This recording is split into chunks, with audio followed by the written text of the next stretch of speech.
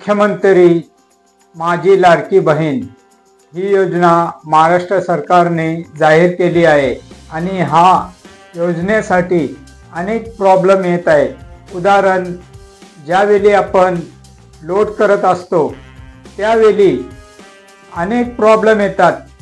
कधी photo load होत नाही, तर कधी डॉक्युमेंट लोड होत नाही आणि लोड झाले तर पुढे जाण्यास ही प्रॉब्लेम निर्माण होत आहे। तर ह्याच्यासाठी अनेक प्रॉब्लेम आहेत। त्यासाठी आपण काय केलं पाहिजे आणि काय नाही हे आता मी तुम्हाला सांगणारच आहे।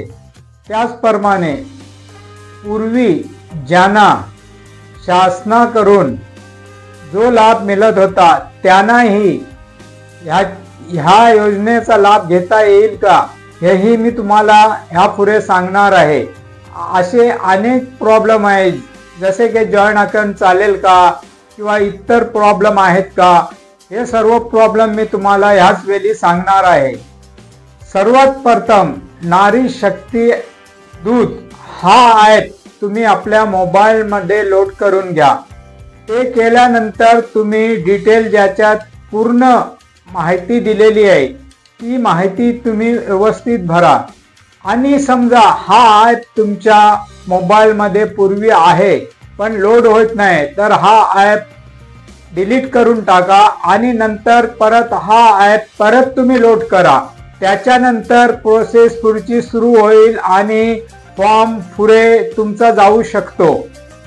महाराष्ट्रात दिवसेंदिवस हे फॉर्म भरले जात असल्यामुळे हा ॲपवर सतत लोड आहे, म्हणून शक्यतो रात्री 1 ते 5 वाजेपर्यंत तुम्ही हा फॉर्म सकाळी 5 वाजेपर्यंत भरू शकता, कारण त्यावेळी ॲपवर लोड कमी असतो आणि ताबडतोब हा तुमचा फॉर्म भरून होऊ शकतो। मला अनेक ठिकाणावरून फोन आले की हा फॉर्म ऑफलाईन भरायचा की ऑनलाईन भरायचा, तर मी माझ्या बहिणींना आणि मातांना सांगेन की हा फॉर्म तुम्ही ऑनलाईन भरा किंवा ऑफलाईन भरा। जर तुम्हाला येत नसेल भरायला किंवा तुमच्याकडे नेट अवेलेबल नसेल किंवा रेंज नसेल, तर तुम्ही अंगणवाडीमध्ये जाऊ शकता किंवा जो ठिकाण सरकारने जाहीर केलेला आहे त्या ठिकाणी जाऊन ऑफलाईन देऊ शकता। नंतर ते तुमचे ऑनलाईन भरून घेऊ शकतात आणि जर तुम्हाला येत असेल, तुमच्याकडे रेंज असेल, नेट असेल, तर तुम्ही स्वतःहून ऑनलाईन भरू शकता। दुसरी महत्त्वाची बात म्हणजे की आधार कार्ड प्रमाणे तुमचा नाव, मोबाईल नंबर, जे काय आहे ॲड्रेस, तो ॲड्रेस जसा मोबाईल नंबर आपण ह्याच्यात मेन्शन तर करायचा नाही आहे, पण तो लिंकसाठी लागतो, कारण हा लिंक केलेलाच आधार कार्ड चालणार आहे। आणि आधार कार्डवर जसा तुमच्या लिहिलेला असेल ॲड्रेस, तोच स्पेलिंग भरायचे आहे आणि तोच ॲड्रेस टाकायचा आहे, त्याच्यात काही बदल करायचा नाही आहे। बँक अकाउंटला जॉईंट अकाउंट चालत नाही, हे लक्षात घ्या। जॉईंट अकाउंट चालत नाही, स्वतःचं अकाउंट पाहिजे आणि स्वतःचं जर खाता नसेल तर बँकेत जाऊन तुम्ही उघडू शकता। पोस्टमध्ये माझ्या माहितीप्रमाणे 200 रुपयामध्ये पोस्ट ऑफिसमध्ये खाता उघडून भेटत आहे, अशी मला माहिती मिळालेली आहे। आणि एक महत्त्वाचा विषय, अनेक लोकांना शंका होती की आम्हाला पूर्वीचा लाभ भेटायचा, सरकार आम्हाला लाभ द्यायचे, आता ह्यानंतर आम्हाला जी स्कीम आली आहे माझी लाडकी बहीण, ह्याचा लाभ आम्हाला भेटेल का?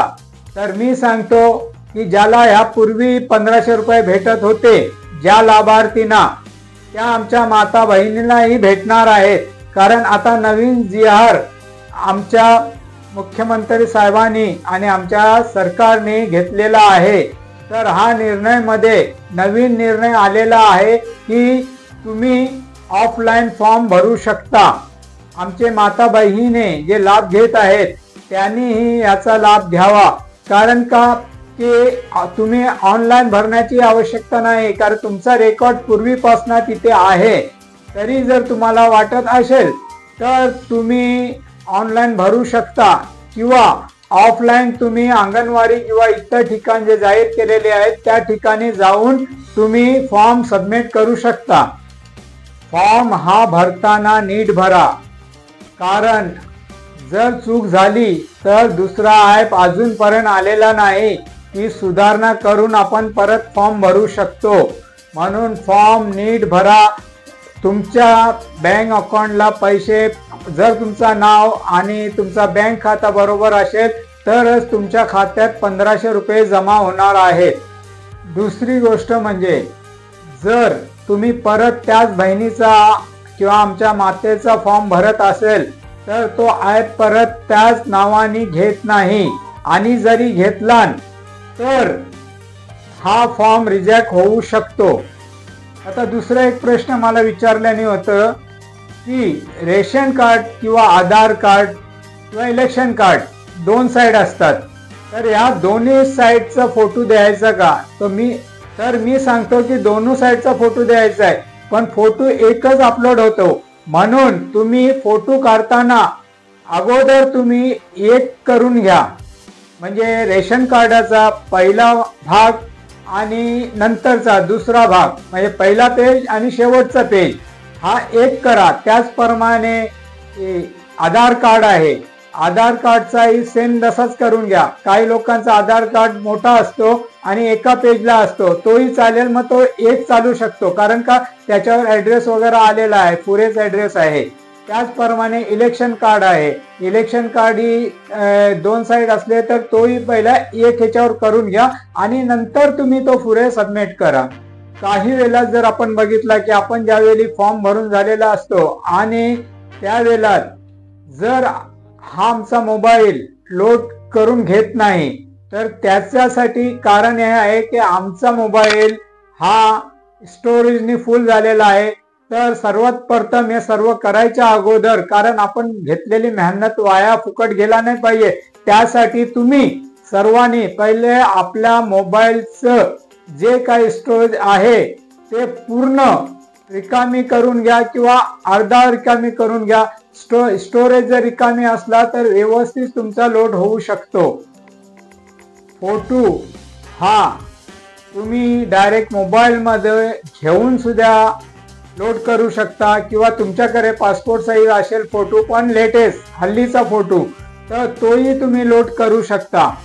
कारण का की लोक म्हणतात की आत्ताचाच हल्लीचा पाहिजे, तर असं काय नाही आहे, कारण दोन्ही ऑप्शन दिलेले आहेत तिथे, तर दोन्ही तुम्ही करू शकता. दोन्हीपैकी एक ऑप्शन तुम्ही घेऊ शकता. आता ज्याचं लग्न हल्लीच नवीन झालेलं आहे त्या आमच्या बहिणीने त्यांचा उत्पन्नाचा दाखला नाही, तर त्या बहिणीने आपल्या नवऱ्याचं रेशन कार्ड हे त्याला जोडावे. त्याचप्रमाणे आपला मॅरेज सर्टिफिकेट जोडावे, म्हणजे तुमचा फॉर्म ते स्वीकारला जाईल. मुख्यमंत्री माझी लाडकी बहीण ही योजना आपल्या सर्वांना माहिती आहे की 21 ते 65 वर्ष वयोगटातीलच आहे. म्हणजे 21 रनिंग वर्ष चालत नाही, त्याला 21व वर्ष पूर्ण झालेला पाहिजे, तरच तो तुमचा फॉर्म अपडेट म्हणजे लोड होऊ शकतो. आणि 65 वर्ष आमच्या माताला जर झालेली असेल आमच्या बहिणीला, तर त्या 65 वर्षाच्या आतमध्ये असेल तरच तो लोड होऊ शकतो. 65 वर्ष होऊन एक दिवस जास्ती झाला असला तर तो लोड होऊ शकत नाही, कारण तिथे जन्म ठिकाण जन्म तारीख टाकायची आहे आणि तो जन्म तारीख टाकल्यानंतर पुढची प्रोसेस तुमची होणार आहे. मुख्यमंत्री माझी लाडकी बहीण ही योजना महाराष्ट्र सरकारने जाहीर केली आहे आणि ही योजना आलेली आहे. ह्या योजना मागे महाराष्ट्र सरकार प्रतिवर्ष जवळपास 46,000 करोड रुपये आमच्या माता बहिणीसाठी खर्च करणार आहे असे जाहीर करण्यात आले आहे, तरी आमच्या माता बहिणीने याचा लाभ जरूर घ्यावा।